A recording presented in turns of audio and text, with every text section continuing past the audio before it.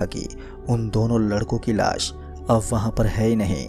उन दोनों की लाश को वहां पर ना देखकर मैं इतना ज़्यादा डर गया कि मैं वापस से ट्रक में बैठा और फिर बड़ी ही तेज़ी से ट्रक को वहां से भगाते हुए सीधे पहुंचा मॉन्क हॉस्पिटल, जहां पुलिस पहले से पहुंची हुई थी। मेरे वहां पर पहुंचते ही पुलिस वालों ने उस जख्मी आदमी को मेरे ट्रक से नीचे उतरवाया और मेरे से डिटेल में पूछताछ की। सब कुछ बताने के बाद मुझे वहां से जाने की परमिशन मिल गई और मैं फिर बनारस के लिए रवाना हो गया।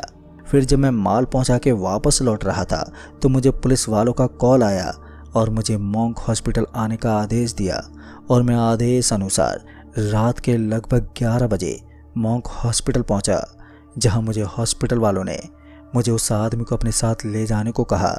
हॉस्पिटल वालों की बात सुनकर मुझे बहुत ही गुस्सा आ गया और मैंने उन्हें समझाने की कोशिश भी की कि मैं यहाँ का नहीं हूँ, मैं बहुत दूर का रहने वाला हूँ, भला मैं इस आदमी को अपने साथ कहाँ ढोता फिरूंगा। पर मेरी लाख दलील देने के बाद भी हॉस्पिटल वालों ने मेरी एक ना सुनी और मुझे उस आदमी को अपने साथ लेकर के अपने घर आना पड़ा। दरअसल वो आदमी खतरे से तो बाहर था, पर वो कुछ भी अपने बारे में बता नहीं पा रहा था, यहाँ तक कि किन लोगों ने उस पर हमला किया था।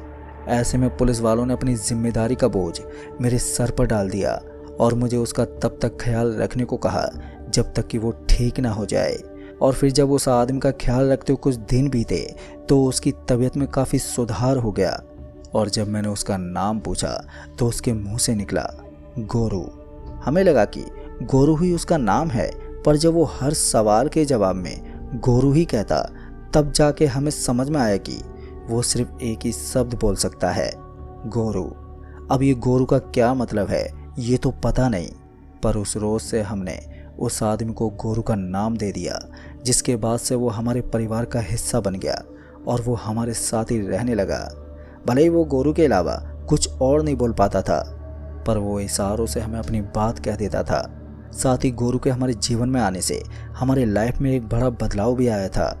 दरअसल गोरू के हमारे घर आते ही मुझे जहाँ सिर्फ ट्रक के किराए के पैसे मिलते थे, तो अब वहीं मुझे बड़े बड़े ठेके मिलने लगे थे, जिसके चलते मैंने कुछ ही महीनों में कई और ट्रक खरीद ली थी। अचानक ही माता लक्ष्मी की कृपा बरसने लगी थी और इस बदलाव का श्रेय हम गोरू को ही मान रहे थे। यहाँ तक कि गोरू ने मेरे बिजनेस को भी संभाल लिया था और साथ ही अब सब कुछ अच्छे से चल रहा था। पर 1 साल बाद चीज़ें बदलने लगी थी। हमारे ट्रक एक के बाद एक दुर्घटना के शिकार होने लगे, मानो किसी की बुरी नज़र लग गई हो। फिर जब मुझे यूपी पुलिस वाले ने कॉल करके मेरे ट्रक का नंबर बताते पूछा कि वो ट्रक मेरा है कि नहीं, तो मैं उन्हें जवाब देते बोला